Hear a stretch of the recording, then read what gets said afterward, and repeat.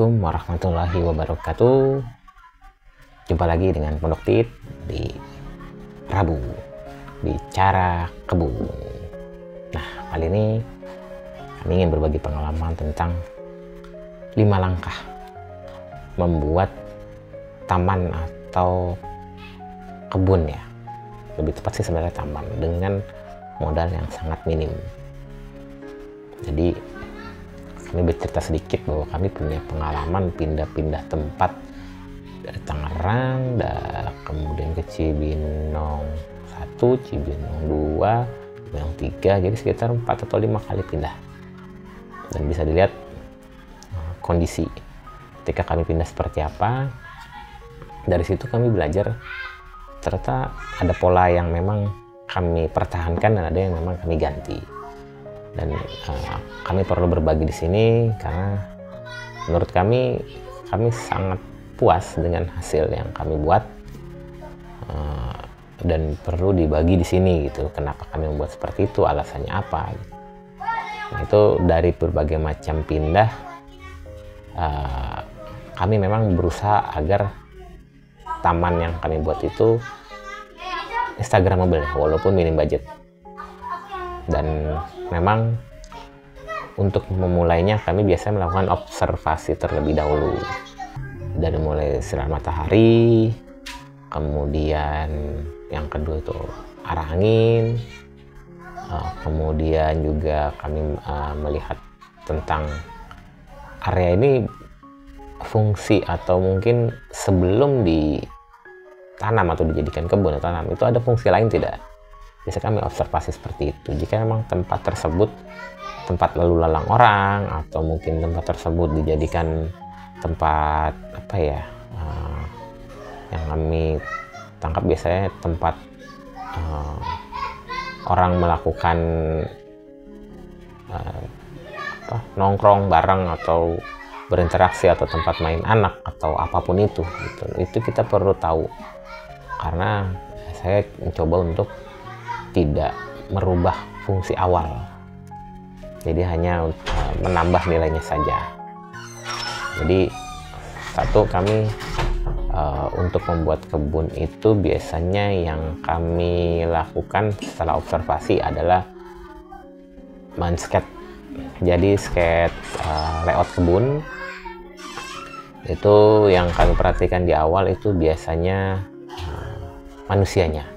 Jadi ketika kami lewat area tersebut atau berada di tempat tersebut, itu kami usahakan agar kami pun nyaman, dari mulai jalannya, dari mulai duduknya, kemudian merawat tanamannya. Itu jadi fokus utama kami di sana. Makanya kalian bisa lihat bahwa ketika kami berkebun ada sesuatu kesamaan di sana. Jadi kami membuat pathway atau arah manusia merawat tanaman, dan manusia bisa lewat dengan mudah, nyaman. Itu dari mulai yang di Tangerang kami menggunakan rumput gajah mini yang diinjak-injak masih aman. Di Cibinong pertama pun kami menggunakan rumput gajah mini dengan konblok sebagai tatakan tanaman, dan di tempat berikutnya kami pun menggunakan gajah mini, dan di sekarang kami menggunakan konblok dan aracis pintoy, karena memang gajah mini itu lumayan lama dibandingkan aracis. Dan memang di tempat kami yang baru ini benar tanahnya merah, jadi untuk menanam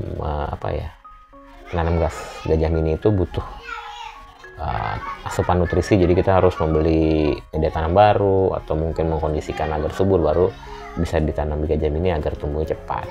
Jadi kalau misalnya seperti itu, wah ini terlalu too much effort ya. Jadi aracis itu menurut kami ini lebih solutif di tempat kami yang sekarang. Makanya tanam aracis pintoy, sekaligus menyuburkan tanah di sana, sekaligus pertumbuhan cepat dan menjadi ground cover. Jadi memang tadi kami langkah pertama, tadi berapa ya? Jadi pertama Instagramable, yang kedua observasi, yang ketiga itu kami memperhatikan manusia terlebih dahulu. Jadi bagaimana berinteraksi dengan tanaman, Kemudian langkah keempat itu kami biasanya memang memperhatikan tentang area hijaunya ya. Jadi kami sebenarnya ketika membuat taman, kami menemukan bahwa mata kita tuh lebih suka yang hijau-hijau. Jadi memang naturalnya begitu. Makanya lebih rileks ketika kita melihat yang hijau-hijau. Misalnya kita di sebuah pegunungan atau mungkin di sebuah kebun luas gitu. Nah itu saya selalu di sketsa taman itu selalu memperhatikan tentang hijau-hijau. Hijau-hijau tuh maksudnya beneran di spot-spot tertentu, ground cover gitu. Itu beneran kami perhatikan bahwa areanya full tertutup. Dan hijau-hijauan itu harus rapih ya. Jadi memang tertata dengan rapih. Jadi sesuai dengan perencanaan di awal. Jadi tidak asal random. Dan step berikutnya itu kami biasanya ada sistem kategorisasi atau zonasi atau apapun itu ya istilahnya.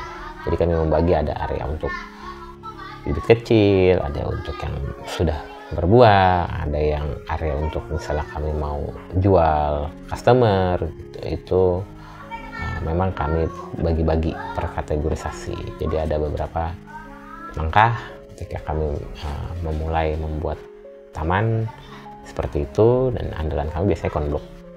Konblok pun tidak harus beli banyak langsung, bisa beli bahkan satuan atau per meter persegi, itu kan bisa dilakukan. Hanya membawa motor itu satu persatu kita bisa lakukan. Jadi itulah langkah-langkah kami membuat taman. Semoga kalian bisa terinspirasi ya. Jadi tidak harus membuat air mancur yang besar atau membuat patung atau apa gitu.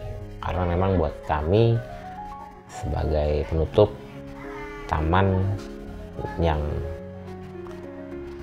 kami artikan di sini adalah taman yang edible.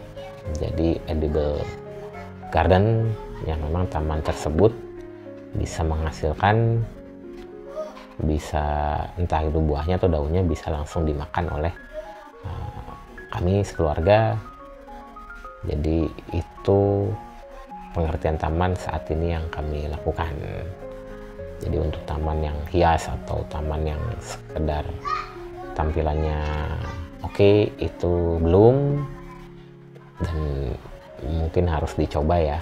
Karena perpaduan tanaman buah dengan tanaman hias itu ternyata bisa di mix, dan ternyata taman hias itu selain buat hiasan ada fungsi-fungsi lain yang kami temukan gitu, seperti refugia atau pengalihan hama ya, atau menjaga kelembapan tanaman,